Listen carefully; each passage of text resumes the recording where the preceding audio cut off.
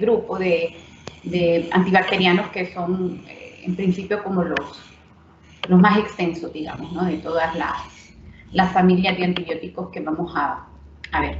Entonces, dentro del grupo de los betalactámicos, como pueden observar ahí en la imagen, en la diapositiva, vamos a encontrar pues las penicilinas, que fue, como ustedes ya muy bien lo saben, pues uno de los primeros antibióticos que surgió. Pues también las cefalosporinas están en este grupo, los carbapenems. Ay, me ensucié creo que le cayó algo a mi uniforme, algo como cloro. Están las cefalosporinas. Espérenme un momentito, voy a ir a traer algo.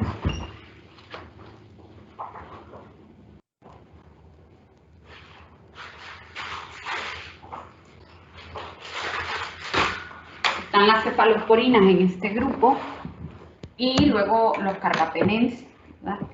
Y menos conocidos, sobre todo en nuestro ambiente, los monobactámicos, que básicamente en este grupo de los monobactam únicamente tenemos un solo antibiótico, ¿no? Entonces, los betalactámicos son un grupo de antibacterianos que tienen en común que todos ellos tienen un grupo amino, un anillo betalactámico en su molécula, y no solamente van a compartir por ello estructura química, sino también mecanismo de acción, ¿verdad? Que al final lo que hacen este grupo de antibióticos es inhibir la síntesis del peptidoglicano.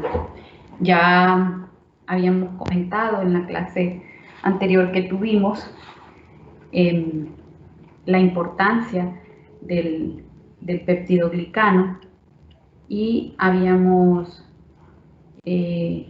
dicho del peptidoglicano, ¿no? Que es este componente importante de la pared celular que le da estructura, pero que a la vez de darle estructura también protege,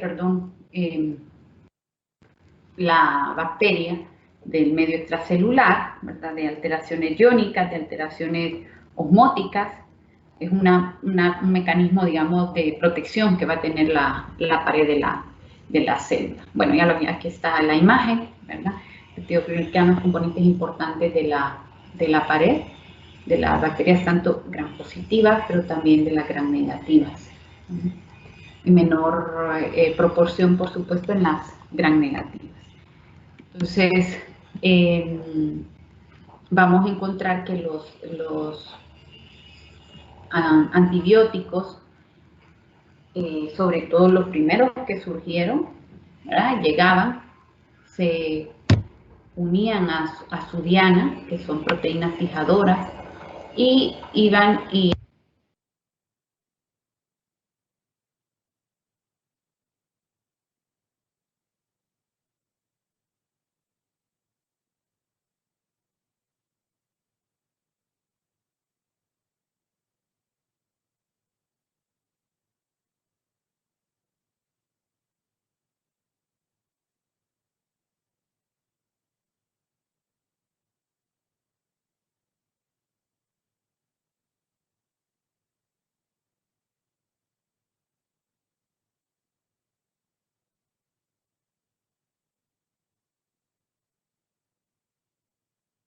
Doctora, disculpa que le interrumpa, pero es que creo que no se le escucha. ¿Muy suave o me escuchan cortado? Ahorita que pregunto si se escuchó, pero cuando estaba explicando se dejó de escuchar de la nada. Ah, ya. Pues no sé. Entonces, voy a secarme la copa. Entonces, les comentaba que esto es un ejemplo, ¿no? Estos como ladrillitos que vemos acá son las capas del peptidoglicano. Espérenme que me entró un chorro de aire, una corriente de aire directo a la nariz, me la va a tapar. Entonces, les decía que esta es la capa de peptidoglicano, ¿no? Y lo que hacen algunos fármacos como los betalactámicos es inhibir la síntesis del peptidoglicano, inhibiendo una enzima que es la transpeptidasa, y así van a impedir que se lleve a cabo la síntesis de esta parte importante de la pared celular. Pero también les comentaba que hay bacterias que desarrollan resistencia a estos fármacos, a las penicilinas, sobre todo, haciendo cambios, modificaciones en el diana, donde se va a ligar la penicilina, ¿no? Esto es el caso, por ejemplo, del MARSA, ya lo habíamos comentado, donde esta es la proteína fijadora de penicilina, ¿verdad? Donde se va a unir el betalactámico, y algunas bacterias pues modifican esa proteína, y el betalactámico no la va a reconocer, no se va a poder unir a ella, y de ahí vienen algunos mecanismos de resistencia. En la clase anterior mencionábamos algunos de los mecanismos de resistencia que tienen las bacterias. Aquí vamos a dar algunas pinceladas de lo que comentábamos en esa clase anterior, y decíamos, este puede ser un mecanismo, ¿verdad? La mutación de estas proteínas, que es lo que hacen los Staphylococcus aureus, cuando se vuelven resistentes a la meticilina. Casi siempre el aureus es el que desarrolla resistencia, pero pueden haber otros estafilococos, no solamente el aureus, que desarrolle este tipo de resistencia a las penicilinas, en este caso a la meticilina. Es más raro, ¿verdad? Pero sí que hay algunos estafilococos epidermidis, por ejemplo, que también son meticilin resistentes. Otros casos de resistencia a betalactámicos provienen de la incapacidad que tienen algunos agentes terapéuticos para penetrar al sitio de acción, ¿no? Al sitio donde van a ir a hacer su función. Y esto es lo que pasa sobre todo con las bacterias gram negativas. Por eso, cuando surge la penicilina iba muy bien, sobre todo para las bacterias gram positivas, pero la penicilina como tal, la penicilina natural, esa que descubrió Fleming, digamos que no iba muy bien para cubrir bacterias gram negativas, las dejaba descubiertas. Y esto se debe a que la pared celular de las bacterias gram negativas, como ustedes saben y lo hemos visto en las diapos anteriores, es más compleja. Entonces, decíamos que al ser más compleja esta pared, el peptidoglicano, la penicilina, pues no era tan fácil que pudiera atravesarla. Y si se fijan bien en el cultivo que hace Fleming, incluso, bueno, eso es un poco, ya voy a hablar de eso, eso es un poco diferente. Entonces, estas bacterias gram negativas son resistentes porque también la penicilina es una molécula grande, y esta membrana de las gram negativas, o esta pared de las gram negativas, se vuelve impermeable al paso de este tipo de antibióticos. Así que comentábamos que las bacterias gram negativas tienen unos poros. Estos poros son hidrófilos y no permiten el paso de la penicilina natural como tal, pero sí haciendo algunas modificaciones en algunas otras penicilinas que surgieron después, como las penicilinas de amplio espectro, y se les conocieron como penicilinas de amplio espectro por eso, porque ampliaban la cobertura de la penicilina no solo a gram positivos, sino también a gram negativos, a algunos gram negativos, y eran moléculas hidrófilas, y esto les permitía poder atravesar estos poros y poder penetrar las paredes celulares de estas bacterias gram negativas e ir a interferir con la síntesis siempre del peptidoglicano, y esto es lo que hacen, por ejemplo, las cefalosporinas, o lo que hacen las aminopenicilinas, la MOX y la AMPI, por ejemplo. Entonces, hay resistencia intrínseca, o sea, dentro de las resistencias a los antibacterianos, pues van a haber resistencias innatas, intrínsecas de las bacterias, y hay resistencias que son adquiridas.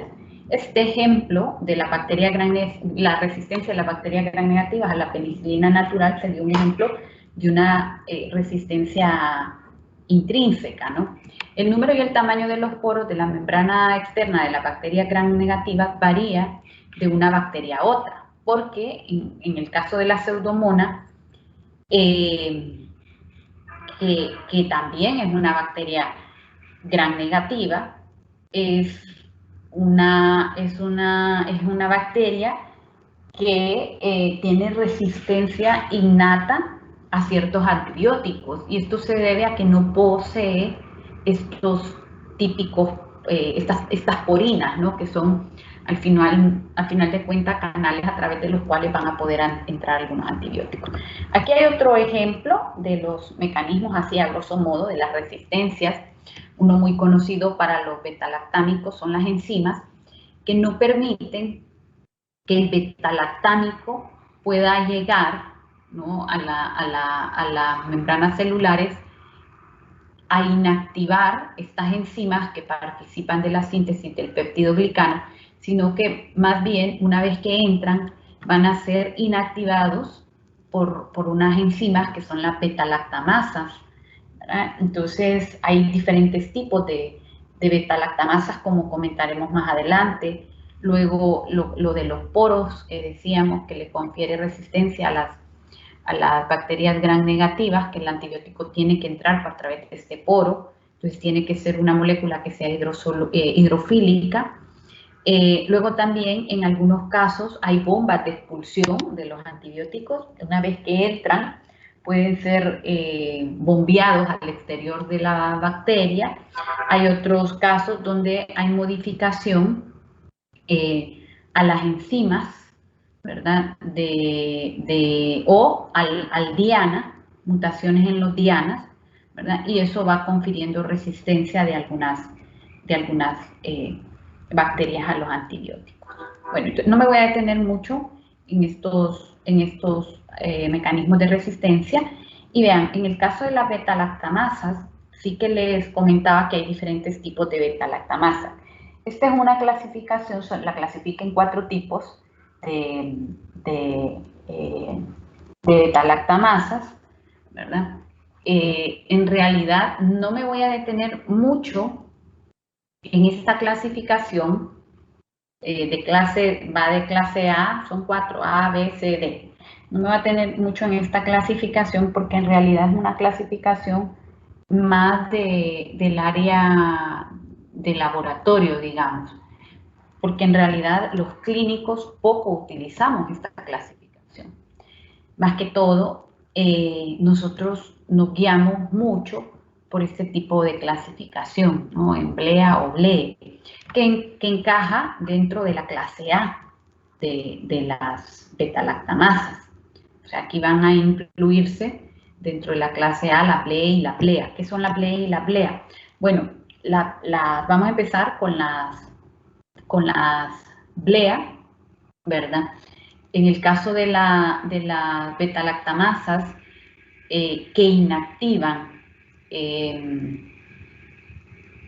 más o menos este es el orden en el que vamos a ir viendo los antibióticos, en el que los vamos a mencionar acá. Posiblemente ahorita les cueste un poquito más comprender esto, pero en la medida que vayamos viendo los antibióticos va a ir cobrando sentido esto. Entonces, más o menos es el orden, digamos, en el que van a desarrollar resistencias las bacterias. Entonces, las bacterias de tipo BLEA, que es betalactamasas de espectro ampliado, confieren resistencia a las penicilinas prácticamente, casi que a todas ellas, a las carboxipenicilinas, a las ureitopenicilinas, a las aminopenicilinas, a las penicilinas naturales, y además de conferir resistencia a las penicilinas, le va a conferir resistencia a las cefalosporinas de primera generación. Entonces, eso significa una BLEA. Cuando hablamos de una BLE, ¿verdad? O sea, de una beta-lactamasa de espectro extendido, nos estamos refiriendo a una bacteria que tiene resistencia a exactamente lo mismo que una blea, es decir, a las penicilinas, pero también a las cefalosporinas de generación, pero además es capaz de hidrolizar, es decir, también es resistente a las cefalosporinas de tercera y cuarta generación. Entonces, de ahí el nombre de beta-lactamasa de espectro extendido. Entonces, la diferencia va a ser un poco que la blea es resistente hasta la cefalosporina de primera generación y la BLE lo va a hacer hasta la cefalosporina de tercera generación. Y ya veremos a lo largo de la clase cuáles son las opciones terapéuticas que tenemos ante bacterias de este tipo. Entonces, ahora sí, vamos a hablar ya de las penicilinas, que es el primer grupo de fármacos de esta familia. Y posiblemente cuando hablamos de penicilinas, pues si no hemos estudiado el tema nunca, pues normal que pensemos que las penicilinas solo son pues la penicilina esta que se pone para la sífilis, ¿no? La intramuscular y ya. Pero en realidad la familia de las penicilinas es un poco más amplia. Y hay libros que lo dividen en 5 porque dividen estas dos, las carboxi y las ureidopenicilinas lo dividen en 2. Habitualmente la mayor parte de la literatura divide las penicilinas en 4, la penicilina G, las penicilinas resistentes a las penicilinasas, ¿verdad? Que son las penicilinas que se usan para estáfilo, porque si ustedes se fijan en el cultivo de Fleming, ¿verdad? La penicilina, el penicillium, el hongo, no inactivaba del todo el crecimiento del estáfilo, lo inactivaba de forma parcial, ¿verdad? Pero no era tan efectivo. Entonces, debido a esta resistencia que tienen las penicilinas naturales al estáfilo y que rapidito desarrollaron penicilinasas que destruían a la penicilina, la penicilinasa que inactivaba a la penicilina, se surge, ¿no?, la necesidad y entonces surge el antibiótico que se vuelve resistente. Entonces son penicilinas que también se utilizan o se conocen como penicilinas antiestafilocócicas. Luego están las penicilinas de amplio espectro porque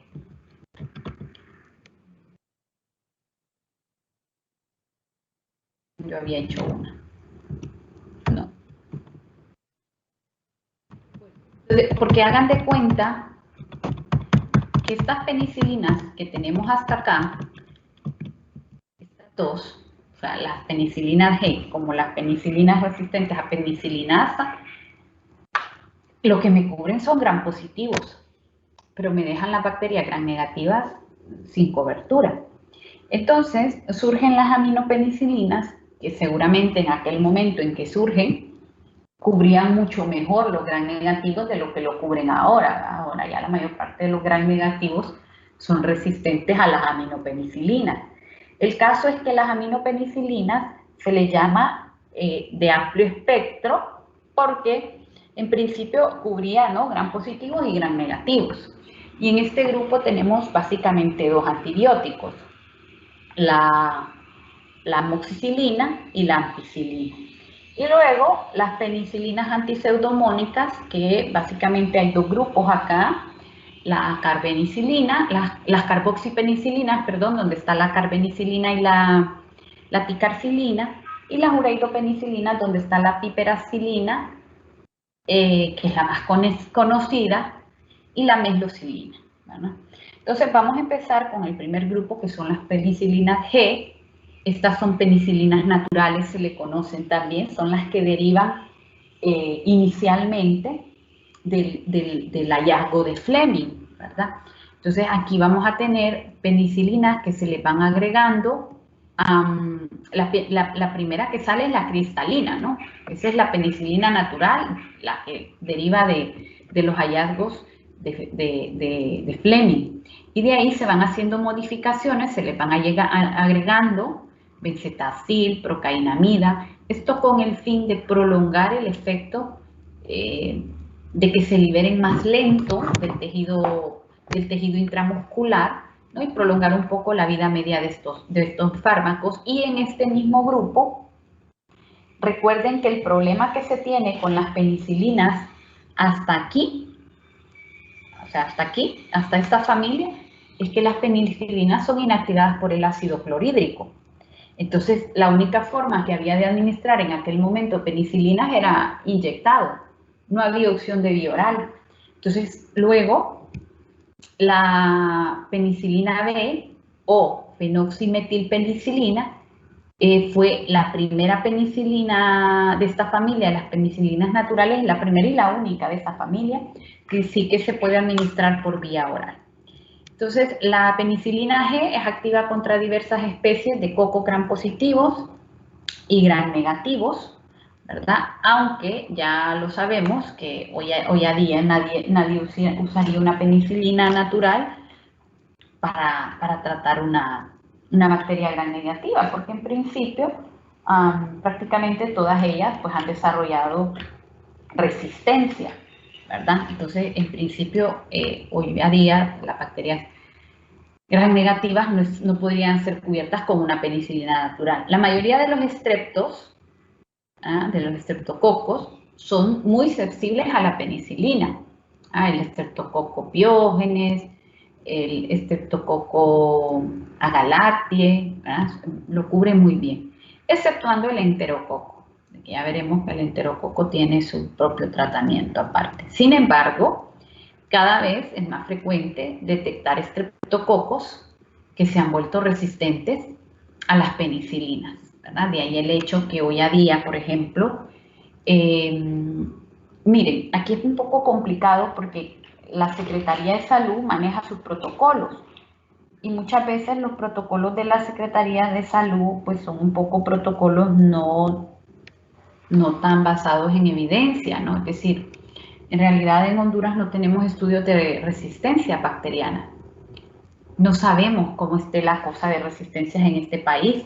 Entonces, es muy difícil saber qué porcentaje de neumococos, por ejemplo, son resistentes a las penicilinas. Pero, por ejemplo, en algunos países se sabe que 60%, o sea, es un porcentaje. Imagínese usted poniéndole a una neumonía penicilina, tiene ahí, en ese caso, tiene 60% probabilidad de fallar en el manejo, ¿verdad? Entonces, sí que hay que tener en cuenta que yo sé que los protocolos de la Secretaría dicen que las neumonías, por lo menos en pediatría, dice que el manejo se tiene que hacer con penicilina. Entonces, ojo, mucho cuidado, porque digamos que eso no tiene mucha sustentación científica y es posible, no lo sabemos porque no hay estudios de resistencia, por lo menos que yo sepa, como andamos de resistencias en neumonías, en itus, etc. Entonces es posible que ese neumococo sea resistente a la penicilina. En la actualidad, más del 90% de las cepas de estáfilos, tanto dentro como fuera del hospital, son resistentes a las penicilinas. Y por eso es que hoy a día no utilizamos, si sabemos que es o si estamos sospechando una infección por estáfilo, en realidad no se nos ocurre dejarlo cubierto con una penicilina natural, porque posiblemente no vamos a lograr la cobertura adecuada. Cada vez también las cepas de gonococos, recuerden ustedes que estos ya pertenecen al grupo de los gram negativos y hace mucho tiempo el manejo de la gonorrea, por ejemplo, lo cubría bien, cubría algunos gram negativos, cocos gram negativos, ¿no? O sea, las neiserias, pero hoy a día hay mucho gonococo resistente, entonces no le va bien ni para cubrir una Neisseria meningitidis, pero tampoco le va bien para cubrir una Neisseria gonorrea. Y con raras excepciones, bueno, lo mismo, ¿no? El meningococo puede ser sensible.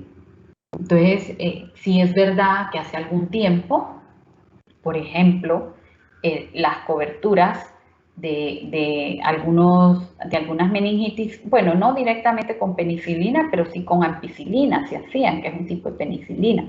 pero cada vez hay más resistencia. Muchos microorganismos anaerobios, incluido algunas cepas de Clostridium, sí que son sensibles a penicilina.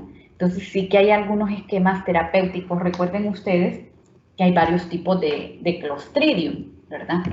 Entonces, dependiendo la guía donde se lea, la bibliografía donde uno lo lea, puede dar la penicilina como opción para tratamiento de Clostridium. Recuerden que está el Clostridium difficile, que es este que causa la colitis pseudomembranosa. Está el Clostridium botulinum, que causa el problema del botulismo, el Pfeffinger, que causa la gangrena gaseosa, y el tétano, pues que causa el tétano. Entonces, sí que en algunas de estas patologías puede que aparezca todavía penicilina como una alternativa, penicilina a alta dosis para manejo de algunos Clostridium. Pero en general, la mayor parte de los tratamientos son con vancomicina para manejo de Clostridium. Los bacterioides, que son anaerobios, ¿verdad?, a nivel de tracto digestivo, constituyen la excepción, pues muestran resistencias a las penicilinas y a las cefalosporinas. A ver, no sé por qué viene hablando aquí.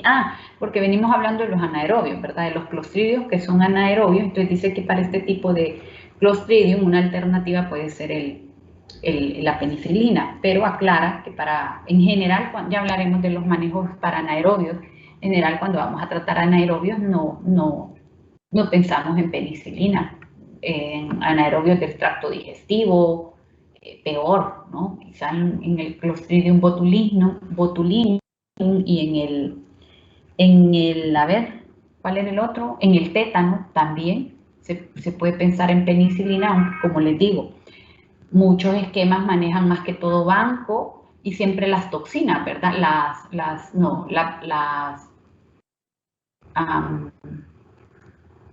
Las inmunoglobulinas, perdón. Las inmunoglobulinas para alta dosis para manejo de estos cuadros por Clostridium. La leptospira sí que muestra una susceptibilidad moderada a la penicilina, lo mismo el treponema pálido. De hecho, en algunas, vamos a adelantar una cosita, creo que por aquí, bueno, más adelante hacemos un resumen de ello, pero de hecho en la sífilis sigue siendo una primera alternativa, digamos.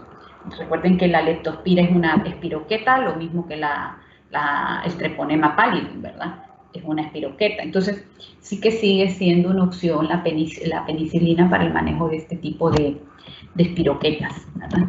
Entonces,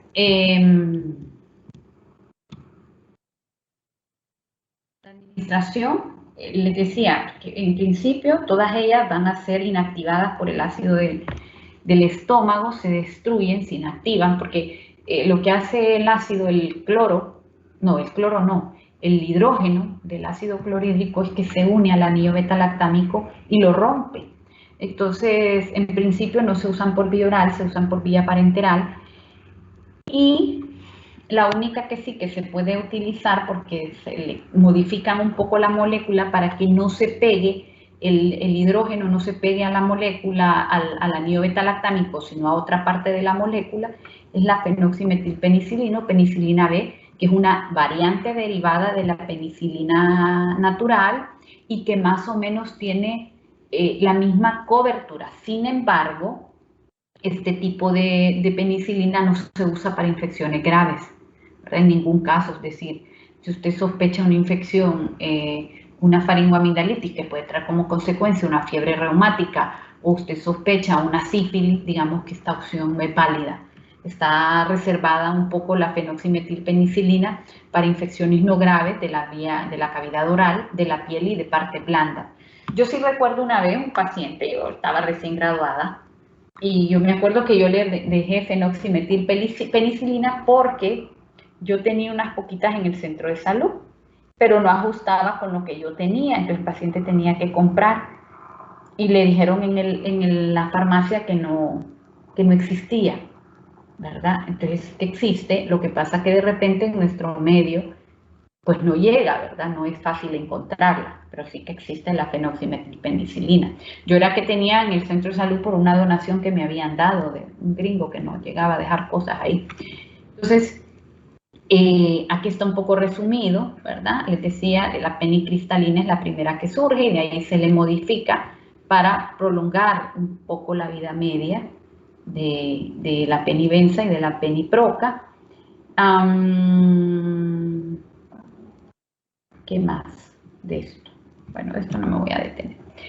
La administración parenteral de la penicilina G, después de la inyección intramuscular en cuestión, de 15 a 30 minutos, cuando la usamos intramuscular, esto habla solo cuando usamos intramuscular, alcanza concentraciones 15 a 30 minutos, cifras que disminuyen con rapidez porque tiene una vida media corta. Y de ahí que se busquen preparados de depósito, como la benzetacil, que se le agrega benzetacil y sale la penicilina benzatínica, y que más o menos tiene una duración en plasma de unos 26 días. Se administra una vez al mes en el caso de la profilaxis para la fiebre reumática y en el caso de la faringoamigdalitis estreptocócica es una monodosis. La penicilina G se distribuye extensamente en todo el cuerpo, pero difieren sus concentraciones en algunos tejidos y líquidos. No penetra fácilmente la barrera hematoencefálica cuando las meninges no están inflamadas, sin embargo, cuando están inflamadas atraviesa con mayor facilidad. En circunstancias normales, la penicilina G se elimina en su mayor parte por los riñones, y una pequeña fracción se excreta por la bilis u otras vías. Las indicaciones terapéuticas válidas para el uso de la penicilina podría usarse, ya les digo, no creo que sea primera línea en ninguna de estos casos, ni de una meningitis, ni de una neumonía, pero sí que todavía deben haber algunos gérmenes responsables de este tipo de infecciones en los que se pueda utilizar, sobre todo si no, o sea, si usted va a trasladar a un paciente, por ejemplo, con una sospecha de una meningitis, ustedes recuerden que en ese caso el inicio del antibiótico es urgente. De hecho, usted ni siquiera, si usted tiene una meningitis, ni siquiera tiene que esperar a obtener los cultivos para la confirmación. Dicen las guías que si usted tiene sospecha de meningitis, no espera el resultado del líquido cefalorraquídeo para iniciar el tratamiento. Que empiece el tratamiento y ya luego vendrá el resultado del líquido cefalorraquídeo y comprobará si hay o no una meningitis. Entonces, lo que les quiero decir es que, por ejemplo, en la guía de Honduras, neumonía dice que uno puede usar penicilina. Yo eso lo dejo entre comillas, no creo que sea tan acertado ese manejo, pero que si uno no está ya en el quinto pino y lo que tiene es la penicilina y no urge no demorar el manejo antibiótico, pues le pone lo que tiene, ¿no? Mientras el paciente llega a un hospital. En el caso de las infecciones por estreptococo, pues sí que se usa, como decíamos, en la faringitis estreptocócica, en la escarlatina, que siempre es una infección causada pero a nivel de piel siempre causada por el mismo microorganismo, estreptococo betemolítico, el estreptococo piógenes, que es un estreptococo de los betemolíticos.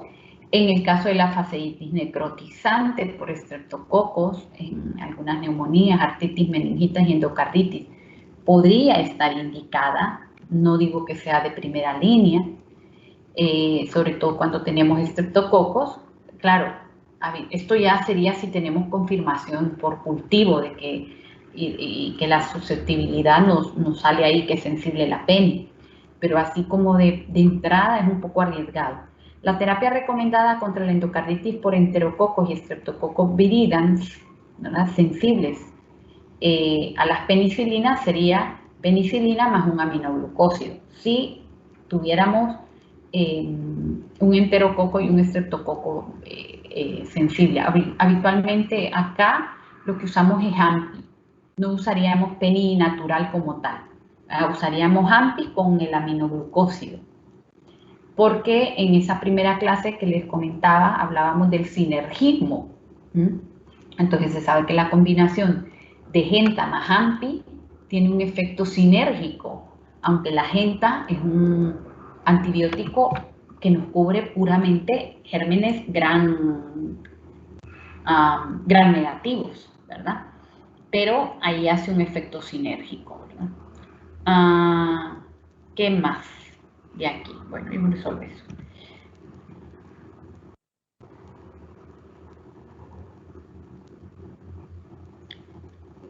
Comentamos un poquito de las infecciones por anaerobios, no sería primera línea. Esto es un copy-paste del libro de Goodman y Hillman. Entonces, Goodman y Hillman le da como varias opciones, pero en realidad, si usted tiene y usted sabe que lo que tiene es un anaerobio, usted no piensa en penicilina, ¿no? Ya hablaremos más adelante, ¿verdad? Los antibióticos que usamos cuando hay anaerobios, Clinda, metronidazol, por ejemplo. Infecciones por meningococo, ya lo comentamos, no me voy a detener a ello, ¿verdad? No es primera línea para meningococo de ninguna manera, gonococo tampoco, es decir, si una gonorrea, antes quizá, estamos hablando mucho tiempo atrás, quizá en los años 90, 80, gonorrea, el manejo se podía hacer con penicilina. Hoy hay mucha resistencia de la Neisseria gonorrea a la penicilina. Entonces, imagínese usted, si una gonorrea no la va a tratar con penicilina, como menos una meningitis, ¿no? Entonces, tampoco. La terapia en la sífilis sí sigue siendo primera línea. La terapia de la sífilis con penicilina G es muy eficaz. La sífilis primaria, secundaria, ¿verdad? La sífilis primaria es cuando aparece la lesión, ¿verdad? Pero recuerden que como este tipo de lesiones curan muchas veces de forma espontánea, digamos, curan de forma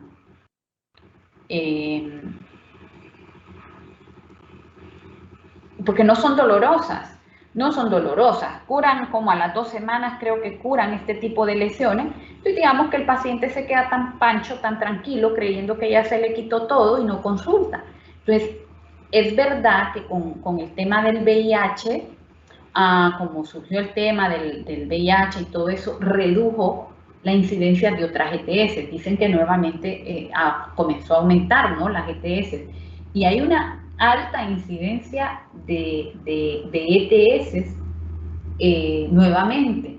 Entonces, puede ser, antes, ¿se acuerdan ustedes con lo de que le pedían a la gente, en algunos, sobre todo en las instituciones públicas, bueno, no sé si lo siguen pidiendo, pero antes a los hipotes de colegio, creo, sí, de colegio, y a las mujeres embarazadas, bueno, en las mujeres embarazadas siempre se sigue pidiendo, les pedían la mentada tarjeta de salud, que no es más que el BDRL, ¿verdad?, para ver si había este tipo de infección. Entonces, se podían detectar estos casos que a lo mejor habían permanecido en etapa latente por años, ¿verdad? Porque acuérdense ustedes que en realidad la sífilis latente se pueden quedar hasta 30 años y la mayoría de los pacientes se pueden quedar en esa fase latente. Entonces, en el caso de la sífilis secundaria, más que todo, las manifestaciones son a nivel de piel, es manifestaciones bien inespecíficas, artralgia, fiebre, dolores musculares, eritema en las palmas de las manos, en las plantas de los pies.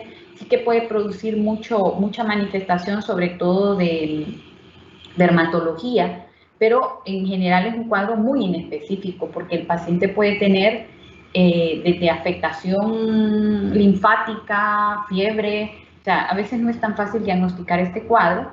Y como les decía, muchos de estos pacientes se quedarán en la fase latente precoz o latente tardía. Entonces ahí se van a quedar con la sífilis hasta que algún porcentaje, no recuerdo ahora mismo, es pequeño el porcentaje de los pacientes que van a desarrollar sífilis terciaria, ¿no?, que es la sífilis, neurosífilis o la afectación cardíaca, cardiovascular de la fase terciaria, ¿no? El caso es que en cualquiera de estas fases, cualquiera de ellas, o sea, primaria, secundaria, latente precoz, latente tardía, terciaria, Bueno, en la terciaria está un poco más, se hace, ¿va? Pero ahí ya casi que si hay daño neurológico o cardiovascular, pues eso no va a revertir la infección. Pero siempre el manejo se hace con penicilina, en cualquiera de ellas. Lo que varía un poco es el tipo de penicilina que vamos a utilizar. Por ejemplo, en la secundaria latente precoz y primaria, penicilina procaínica. Durante 10 días o benzatínica de 3 a 2 dosis intramuscular semanal. Y en el caso de la latente tardía o neurosífilis o sífilis cardiovascular, pues acá se hace tratamiento intensivo con penicilina cristalina durante 10 días. E incluso este es el tratamiento de elección en los pacientes que son alérgicos a penicilina. O sea, es tan efectivo el tratamiento de la sífilis con penicilina que se recomienda que si el paciente es alérgico, se haga terapia de desensibilización. O sea, que le quite la alergia para que el paciente pueda hacer el tratamiento con penicilina. Hay una reacción, ¿verdad? Que es la reacción de Harich-Heimer. Esto es una reacción en la que al destruir, y puede aparecer, está descrita con la sífilis, pero puede aparecer con la leptospira, con cualquier enfermedad causada por espiroqueta en la que usted inicia tratamiento con penicilina. Entonces, cuando la bacteria se destruye por efecto del antibiótico, esta bacteria, espiroqueta, va a liberar los antígenos y esto va a desencadenar una respuesta autoinmune, bueno, inmune, a una respuesta inmunológica, donde el paciente más bien va a encontrarse, pareciera que peor, porque va a empezar con escalofríos, con fiebre, con cefalea, con mialgias, con artralgias. Entonces, ahí pareciera más bien, si hay sífilis secundaria, la piel puede empeorar la afectación de la piel, y habitualmente esto se autolimita, ¿no? Se autolimita, puede durar 1 a 2 días, y esto no significa, eso es por la carga grande de espiroquetas que tiene el paciente, no significa que va a ser así siempre, ¿verdad? Lo más probable es que ese cuadro se va a ir resolviendo poco a poco y que el paciente va a terminar mejorando, ¿no? O sea, solo va a ser con la primera dosis, con la destrucción, digamos, masiva de las primeras espiroquetas. Otra de las indicaciones que va a tener el uso de la penicilina, comentamos ya los Clostridium, decíamos en la gangrena gaseosa puede estar indicada, hay quienes también en el tétano la ponen como una alternativa de primera línea, siempre hablábamos de acompañada de la terapia de antitoxina, ¿verdad? Para los Clostridium. Y otra indicación es en la actinomicosis. Los actinomices, se puede usar, el tratamiento indicado de los actinomices debe ser con penicilina, ¿verdad? Los actinomices están relacionados con lesiones producidas por la vegetación. Por ejemplo, esto a lo mejor es un paciente que camina descalzo, la actinomices puede vivir en la vegetación, esto es una espalda, a lo mejor es que este paciente cargó a la espalda leña, qué sé yo, y lo que produce lo típico de la actinomices son estas especies de abscesos submandibulares, ¿verdad? O a nivel de la boca, es muy típico. Se pueden manejar perfectamente con penicilina, el tratamiento acá es con penicilina. En el caso de la Pasteurella multósida, les hablé ya un día de la Pasteurella, les decía que era la que habita en la boca de los gatos y los perros. Cuando recuerden ustedes que cuando se produce una mordedura de un gato o de un perro, lo primero que hay que hacer es lavar abundantemente la herida con agua y jabón. Abundantemente, agua y jabón, agua y jabón, agua y jabón. Lo digo porque son cosas muy básicas, ¿verdad? Entonces a veces la gente esto lo desconoce. El otro día fui a un pueblo y andaba un señor con una mordedura de un perro y resulta que, y diabético el señor, y le digo, ¿y qué hizo? Y dice que se echó gel. o alcohol, no me acuerdo, de estas cosas que estamos usando ahora para el coronavirus. No hay, lo que hay que hacer es lavar varias veces, con abundante agua y jabón. Y en este caso la pasteurela, si se infectara, recuerde que esto no se sutura, las heridas de perro, de mordedura de perro, no se suturan, ¿verdad? Entonces, que eso es muy importante porque a veces pasa, no sé yo por qué los médicos a veces se les olvidan estas cositas tan básicas, a veces la suturan, ¿no? Eso se tiene que dejar ahí abierto, él va a cicatrizar por segunda intención, que se llama, ¿no? Y en el caso de la pasteurela, pues es uniformemente sensible a la penicilina y a la ampicilina. Ya hablamos del manejo de la faringoamigdalitis, pero también se usa en la profilaxis de la fiebre reumática, la sífilis también, en la profilaxis de los contactos de riesgo, ¿verdad? Si ha habido un contacto de riesgo, un paciente que consulta, aquí poco se usa, pero en otros lugares, si usted sabe que tuvo un contacto de riesgo porque se fue de discoteca y se fue con alguien que ni conocía, o también en la comunidad, en los gays, ¿verdad? Los pacientes homosexuales, masculinos sobre todo, porque son más promiscuos que las mujeres. Y al final eso sale más barato al Estado que estar tratando a un paciente por VIH de por vida, por ejemplo, ¿no? Entonces hay estas clínicas de atención para pacientes que han tenido contactos de riesgo, que al final también las agresiones sexuales, ¿verdad? Entonces ahí parte del tratamiento es poner penicilina para prevención de sífilis primaria. Y aquí está un poco ya resumido las coberturas, ¿verdad? Que tiene la penicilina G. Cada vez decimos hay más resistencias, las neiserias cada vez son más resistentes, los estreptococos igual, cada vez hay estreptococos que se van volviendo resistentes y son pocas las opciones donde vamos a usar, aquí están resumidas en esta diapo, donde sí la penicilina como tal va a ser fármaco de primera línea para estos cuadros. Vamos a hablar ahora de las aminopenicilinas o las penicilinas de amplio espectro. Chicos, fíjense que es que yo he andado corre y he dejado mis anteojos, no sé dónde los tengo, los voy a ir a buscar porque si no, luego no voy a aguantar el dolor de cabeza. Entonces les pido 5 minutitos, si ustedes tienen sed o van a ir a hacer un pipi, aprovechen ahorita que yo voy y vengo. Voy a ir al carro porque no sé si los dejé en el carro o en el otro baño, ya vengo.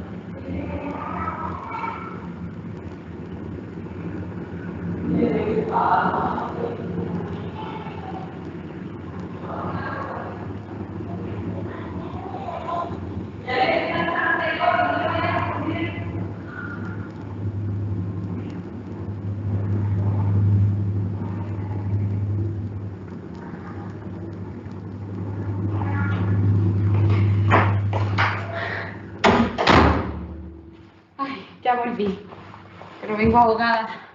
Me ahogan esas escaleras. Qué vergüenza. Bueno, entonces vamos a hablar de las aminopenicilinas o penicilinas de amplio espectro, porque recuerden, aquí, déjenme ver si tengo aquí esa.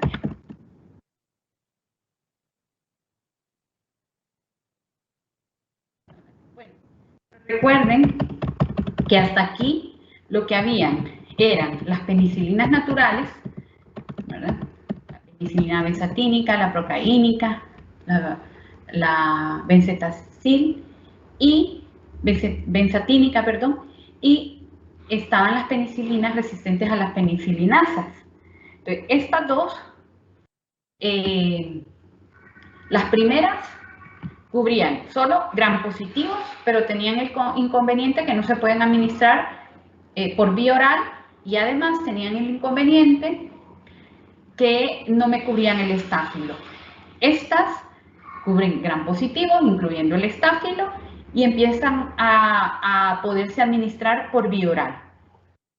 Y estas, que son las aminopenicilinas, ya me empiezan a cubrir no solo gram positivos, sino también gram negativos, y también se pueden utilizar algunas de ellas por vía oral. Entonces, las aminopenicilinas se le conoció en su momento como penicilina, o se le conoce todavía hoy a día como penicilinas de amplio espectro, porque ampliaban la cobertura a gérmenes gram negativos. Son activas contra bacterias gram positivas, gram negativas. Los meningococos, los enterococos, bueno, los meningococos que ustedes saben que son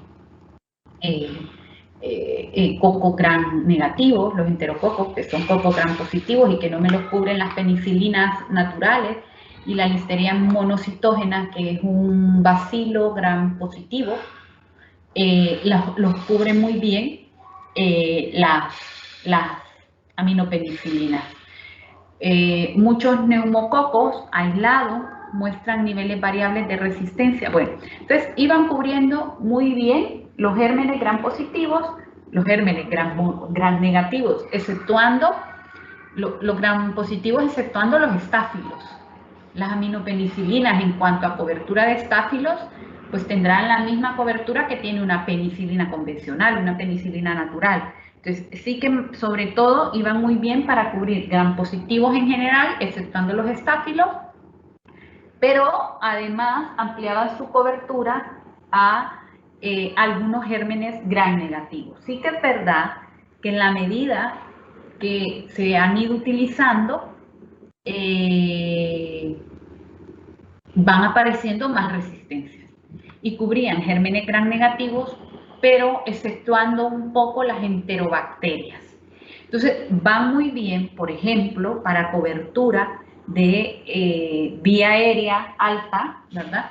Porque ahí podemos tener gérmenes gram positivos y gérmenes gram negativos que no van a ser enterobacterias, porque no son susceptibles al uso de las aminopenicilinas, la E. coli, el Proteus, el Enterobacter, la Salmonella, la Shigella, la Pseudomonas, la Klebsiella, la Serratia, la Cynotobacter, que son enterobacterias, muchas de ellas gram negativas. Es importante considerar las cepas resistentes a penicilinas como cepas resistentes a las aminopenicilinas. Es decir, si yo ya sé que un estreptococo no me le pega a la peni, tampoco le va a pegar la ampi o la moxi, ¿verdad?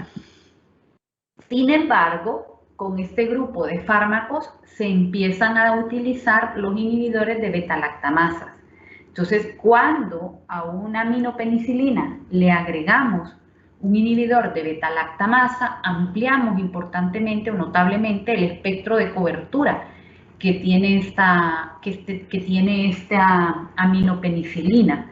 Entonces, la adición de un inhibidor de beta-lactamasa, por ejemplo, a la amoxicilina, que le agreguemos clavulanato, o la ampicilina, que le agreguemos sulbactam, amplía la cobertura de ese antibiótico a antibióticos a bacterias, perdón, que anteriormente inactivaban beta-lactamasas o enterobacterias. Es decir, puede usar, por decir algo, amoxicilina clavulánico para una infección de vía urinaria, donde sabemos que la vía urinaria o el tracto digestivo lo que más vamos a tener son gram negativos, ¿verdad? ¿Puedo usarla? Me puede ayudar. No digo que sea primera línea, pero sí, podría ayudar, podría hacer algo. Sobre todo cuando estoy pensando en enterococo, ahí segurísimo que sí. Entonces, la amoxicilina es absorbida con mayor rapidez y de manera más completa. Luego volvemos a hablar un poquito de los inhibidores de las beta-lactamasas. La amoxicilina es absorbida con mayor rapidez y de manera más completa a nivel del tubo digestivo que la ampicilina. Entonces, eso es una de las diferencias y es el motivo por el cual vamos a ver que cuando usamos ampicilina, la vamos a usar casi siempre por vía parenteral, por vía intravenosa. Y al revés, cuando usamos amoxicilina, casi siempre la amoxicilina la dejamos por vía oral. No significa que la amoxicilina por vía oral se absorba toda.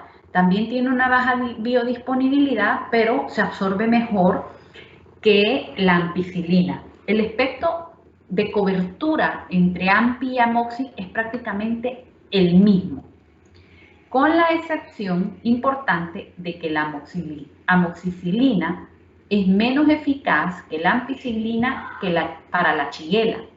Es posible que dada la absorción más completa de la amoxi sobre la ampi, tenga menor incidencia de diarreas. Ambos antibióticos, y peor cuando le agregamos un inhibidor de beta-lactamasa, es peor el problema de la diarrea, pero ambos antibióticos se absorben mal y ambos pueden causar diarrea. O sea, no es raro que un paciente usted le pone amoxiclavulánico o le pone amoxisola y le da diarrea. Es un efecto secundario. Pero también es verdad que se piensa que como la ampi se absorbe todavía peor, la ampicilina es más probable que pueda inducir diarreas en los pacientes que la amoxi, que se absorbe un poquito mejor. A pesar de la semivida de la amoxicilina, que es similar a la de la ampi, debido a este tema que se absorbe más la amoxi, las concentraciones de amoxicilina son detectables en el plasma por un lapso 2 veces mayor que la ampicilina. Entonces, eso va a permitir también que la dosis sean menos frecuentes cuando usamos amoxi que cuando usamos ampi. Gran parte del antibiótico, de los dos, tanto de la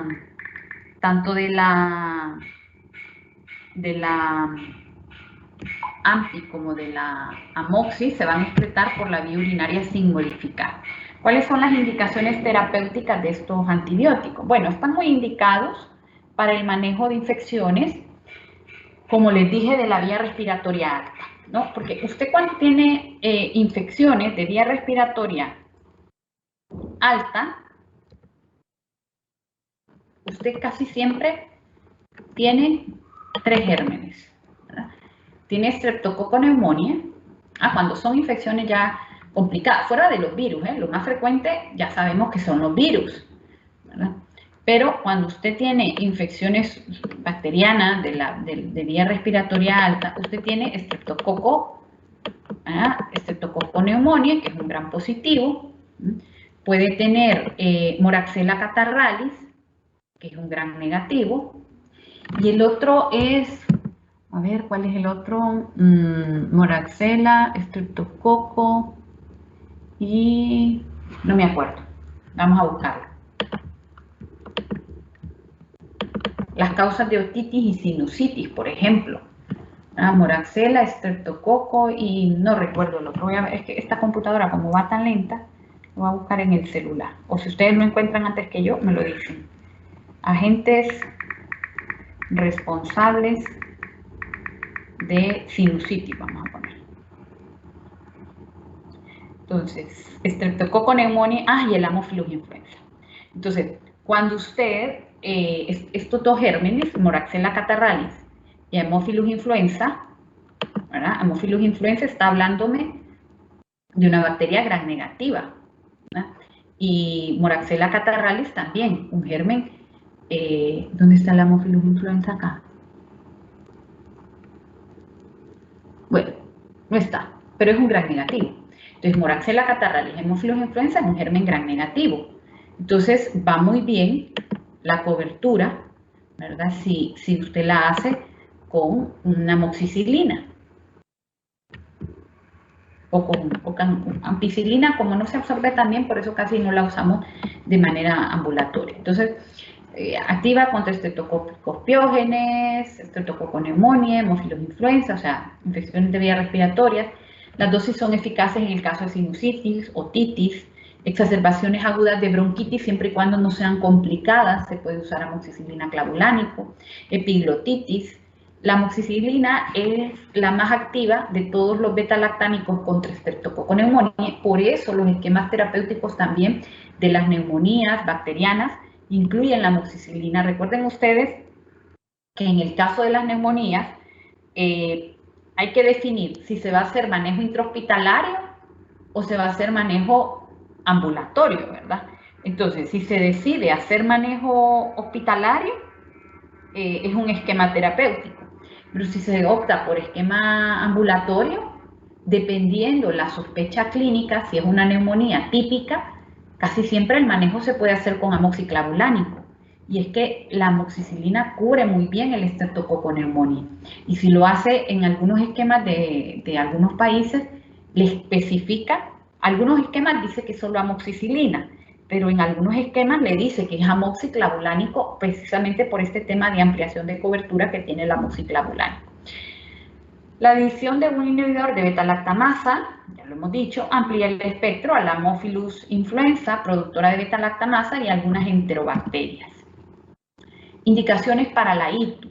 ¿Se puede utilizar amoxiclavulánico en la ITU? Mire, si yo no sé qué tipo de ITU es, qué agente causal es el responsable de esta ITU, posiblemente no se me ocurre poner amoxicilina clavulánico, a menos que yo esté pensando en cubrir en el enterococo. El enterococo es el responsable más o menos del 10% de las infecciones urinarias.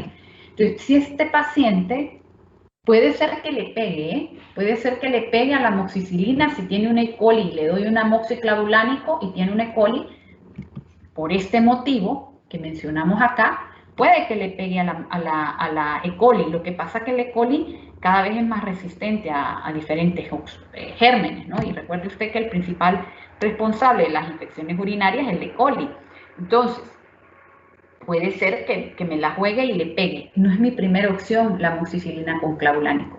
Pero si yo estoy pensando en cubrir enterococo, que es el responsable de 10% de las infecciones urinarias, porque el paciente ya tiene antecedentes de hacer ictus pero enterococo, o porque el antibiograma me dice, o el cultivo me dice que ahí hay un enterococo, una alternativa es ampi o amoxicilina. Si ustedes se fijan, antes los esquemas de cobertura antibiótica para tubo digestivo, donde incluíamos el enterococo, incluían ampicilina. Lo que pasa es que cada vez hay más enterococos resistentes a ampi, ¿verdad? Entonces ya, digamos que ese esquema con ampi poco se usa.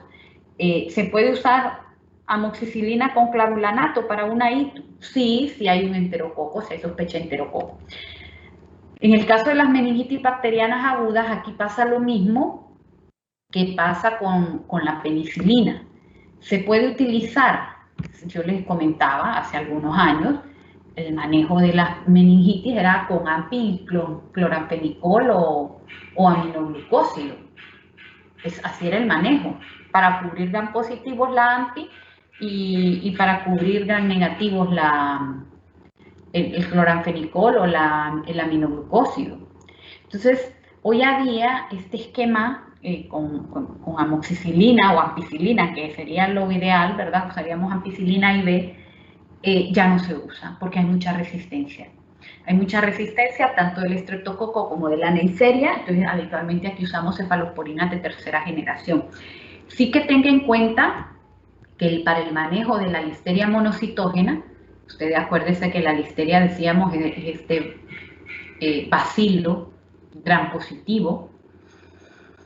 que aparece en meningitis en poblaciones inmunodeprimidas o en extremos de la vida, ancianos, recién nacidos. ¿No? Si a mí me están reportando en un recién nacido, bacilos gram positivos, automáticamente tengo que pensar en cubrir listeria. Y ahí sí se usa ampicilina. Aquí sería ampicilina la opción. Es el ideal, digamos, para cubrir listeria. Por eso, un régimen racional empírico cuando se sospecha una neumonía bacteriana es una cefalosporina de tercera generación, casi siempre empezamos por ahí, por la cefalosporina de tercera generación, ampicilina si quisiéramos cubrir la listeria y banco si estamos pensando en cubrir estafilococo. No siempre usamos esto, casi siempre se quedan en cefalosporinas, ¿verdad? Pero a veces depende lo que las comorbilidades del paciente, la edad, los factores de riesgo, pues habría que agregar o banco o ampi. Y antes, bueno, para salmonela no se usa, en resumen. La ampicilina constituye el tratamiento de elección para el tratamiento de la listeria monocitógenas y puede ser la alternativa, la AMPI, al tratamiento del Enterococcus fecalis, ¿verdad? El Faecium, el Enterococcus faecium, casi siempre es resistente a la AMPI. Y en el caso del fecalis, sí que es verdad que cada vez también hay más resistencia del fecalis y puede ser que con ampicilina nos quedemos cortos y haya que agregar banco a esa cobertura. Déjenme ver cuántas diapositivas llevamos. Bueno, chicos, nos vamos a quedar aquí. Ah, no, espérenme. No. Si apenas son las 10 y 12. No, vamos a avanzar. Entonces, vamos a hablar ahora de... Entonces, aquí queda como resumidito cuáles son las indicaciones, digamos, de primera línea, cuándo vamos a usar aminopenicilinas, y a esto yo agregaría lo de las infecciones respiratorias altas, sobre todo cuando son, bueno, también las neumonías, que son infecciones bajas, o exacerbaciones. Recuerden ustedes que los bronquíticos casi siempre, los bronquíticos crónicos, casi siempre son sobreinfecciones, ¿verdad? Que se compensan cuando se sobreinfectan o van haciendo reagudizaciones en el contexto de sobreinfecciones bacterianas. Entonces ahí sí habría que usar, se puede usar, si no está complicado, amoxiclavulanio. Vamos a hablar ahora de las penicilinas resistentes a las penicilinasas o antiestafilocócicas. Dice, las penicilinas descritas en esta sección son resistentes a la hidrólisis de las penicilinasas del estafilococo. Sin embargo, su utilidad contra el estafilococo ha cambiado y ya cada vez vamos a tener penicilinas, bacterias que son resistentes a las penicilinas inactivadoras, resistentes a las penicilinasas o resistentes a la meticilina. Dentro de este grupo tenemos la oxacilina, la dicloxacilina, la cloxacilina, y lo que pasa con este grupo de fármacos es que también pertenece a la meticilina. Lo que pasa es que la meticilina se ha quedado, digamos, un poquito en desuso, y más que todo está indicada, está vigente o se continúa utilizando en los laboratorios para investigar la resistencia a este grupo de familia. Es decir, a un paciente no le ponemos meticilina. Más que todo se utiliza en laboratorios para detectar resistencias a este grupo de familia. Entonces, cuando hay resistencia a la meticilina, pues va a haber resistencia cruzada a la oxa, a la cloxa y a la dicloxa. Son inhibidores potentes del crecimiento de muchos estáfilos y ello constituye su indicación principal. O sea, ¿me cubre Streptococcus pneumoniae? Sí. ¿Me cubre Streptococcus pyogenes? Pues sí. ¿Me cubre Streptococcus agalactiae? Pues sí. ¿Está indicado para estrepto? No, la indicación es para estáfilo, porque si usted va indicando, va usando este medicamento para el que usted ya tiene otras alternativas, como las penicilinas o las aminopenicilinas, lo que va a lograr es inducir resistencias. Entonces luego ya no va a tener con qué tratar los estáfilos. Entonces, aunque tienen otras, cubre en general gram positivos, en general le cubre los gram positivos, no se utiliza, digamos, así, como churro, pues, o como confites para gram positivo. Se usa específicamente para los estáfilos. La dicloxacilina es la más activa de todas ellas. Los gérmenes resistentes a meticilina denotan resistencia a las penicilinas y a las cefalosporinas. Es decir, si yo tengo un bicho, un MRSA, el típico ejemplo, un MRSA o un germen que ya desarrolló resistencia a un estreptococo resistente a meticilina, por ejemplo, ese estreptococo es resistente a las cefalosporinas y es resistente a las penicilinas también, al resto de penicilinas. Entonces, las cepas adquiridas en los hospitales por lo general son resistentes también a los aminoglucósidos, a las tetraciclinas, a la eritromicina y a la clindamicina. En el caso de dichas infecciones, es decir, cuando tenemos gérmenes resistentes a meticilina, el fármaco de elección en estos casos va a ser banco. Como banco va a ser el tratamiento de elección en caso de que tuviéramos un enterococo resistente a las aminopenicilinas. Ahí el fármaco de elección es vancomicina. Entonces, eso es lo que decimos acá, que en el caso de resistencia, considerar que la banco es el fármaco indicado. Aunque también, ya hoy a día tenemos enterococos y también tenemos los estáfilos resistentes a banco. Aunque algunos médicos usan para cuando hay estas resistencias o para cuando hay resistencias intermedias o para reducir la incidencia de resistencia, en algunos países se combina banco con rifampicina. En Honduras esto no lo podemos hacer porque acuérdense que nosotros usamos rifa y tenemos alta incidencia de TB. Entonces en Honduras no le van a dejar, nadie le va a vender a usted rifampicina, mucho menos para decir que va a ponerle a un estáfilo. Entonces esto no se usa en Honduras, sí se usa en otros países, cuando hay cuadros graves de infecciones por estáfilo y cuando hay resistencia, o cuando hay resistencias intermedias, sensibilidad intermedia. El Streptococcus epidermidis, lo normal, lo que decíamos, lo normal es que el que sea meticilina resistente es el aureus. Aureus, estafilococo resistente a meticilina, ¿verdad? Eso quiere decir el MRSA. Pero también hay los epidermidis, ¿verdad? Que pueden ser resistentes a la meticilina. Pueden ser susceptibles. Bueno, en el caso de los antibiogramas, a veces este tipo de estáfilos pueden reportar susceptibilidad a las cefalosporinas in vitro. Es decir, en el antibiograma le puede decir que es sensible, ¿verdad?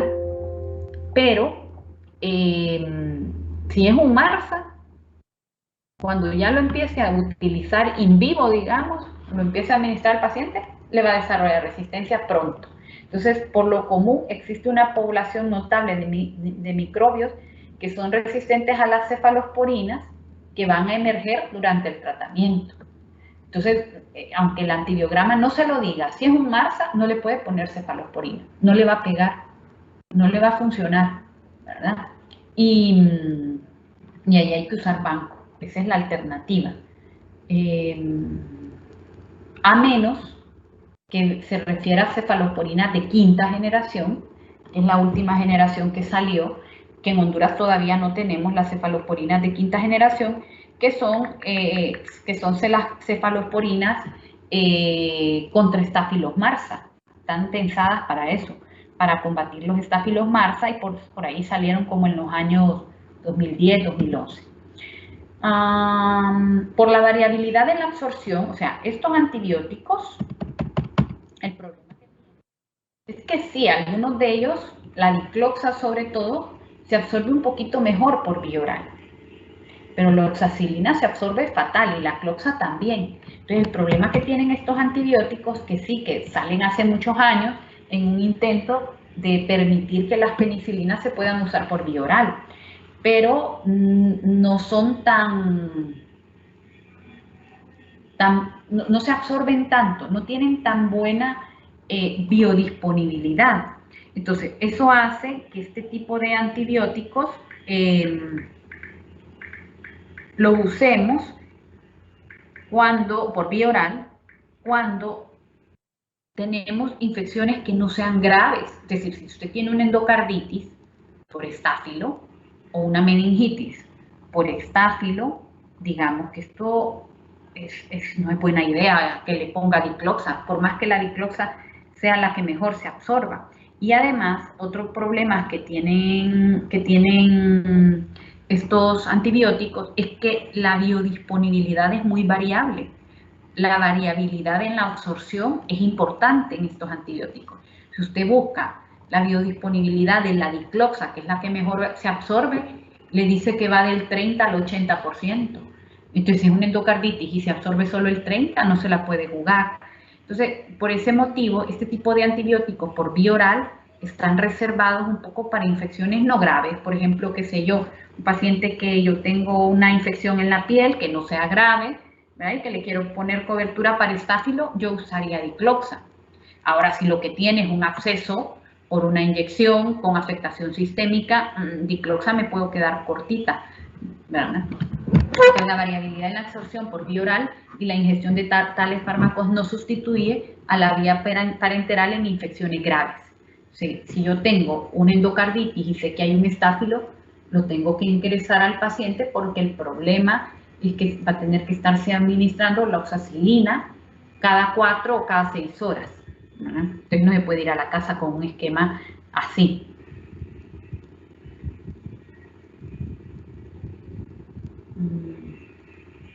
No sustituyen a las penicilinas G en el tratamiento de las enfermedades que son susceptibles a ellas.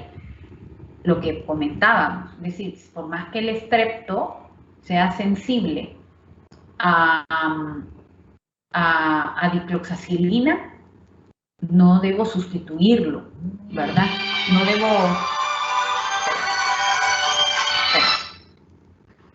No debo sustituir el antibiótico, la aminopenicilina o la penicilina por la dicloxa. Ni son activos contra el enterococo ni la listeria. O sea, no son útiles contra bacterias gram negativas, ya lo sabemos. Bueno, esto es la biodisponibilidad y la absorción es mejor cuando el estómago esté vacío. Son excretadas rápidamente por el riñón, pero no requieren ajustes de dosis en caso de insuficiencia renal. En circunstancias normales, aproximadamente la mitad del fármaco se elimina por la vía urinaria en las primeras 6 horas después de ingerirla, y la semivida de todas ellas más o menos es de 30 a 60 minutos. Por eso también es un poco el tratamiento, lo que decíamos, si es por vía parenteral, pues el paciente se tiene que ingresar, ¿verdad? Si va a ser, porque imagine cada 4 horas o cada 6 horas estarle administrando un antibiótico. Si es en pastilla, se puede, pero siempre y cuando no tengamos infecciones graves. Entonces, el Staphylococcus aureus resistente a meticilina, usualmente denominado MARSA, es resistente a todos los betalactámicos. O sea, va a ser resistente a las penicilinas naturales, a las penicilinas de amplio espectro, a moxiampi, a penicilinas, a meticilinas y penicilinas antiestafilocócicas, a cefalosporinas, y lo va a hacer también a los carbapenems, exceptuando las penicilinas de quinta generación. Esto es antiguo, dice aún no comercializadas, pero salieron al mercado ya días. Y este patrón de resistencia es más frecuente en pacientes hospitalizados. ¿Existen los MARSAs comunitarios? Sí, sí existen, pero lo habitual es que los MARSAs aparezcan en los hospitales, se desarrollen en los hospitales. Pero también hay MARSAs que se agarran en la comunidad, ¿verdad? Y en pacientes diabéticos o que hayan hecho tratamiento antibiótico previo. Entonces, a manera de resumen, vamos a ver que tenemos para los pacientes, cuando tenemos estáfilo, el tratamiento, la base, digamos, o con lo que deberíamos de empezar, tendría que ser oxadicloxa o cloxa, que son las penicilinas antiestafilocócicas. Pero si hay resistencia a estas penicilinas, deberíamos irnos con banco o con teico. Habitualmente banco porque es la que tiene más experiencia, más uso, más disponibilidad en el país, ¿verdad? Creo que teico no hay. Y cubren lo mismo, más o menos. Y si tenemos resistencia a banco, entonces lo siguiente sería irnos con line, Línea sería la alternativa. La adapto más o menos cubre lo mismo que cubre la banco. Bueno, chicos, nos vamos a quedar aquí. De estas familias únicamente hemos hablado de esta primera, ¿verdad? En las siguientes clases hay una clase que dedicamos a los estáfilos, en los que vamos a hablar del resto de estos antibióticos que ven aquí. ¿No hay dudas, no hay preguntas? ¿O tienen dudas, tienen preguntas, mejor dicho, de lo que hemos visto hoy?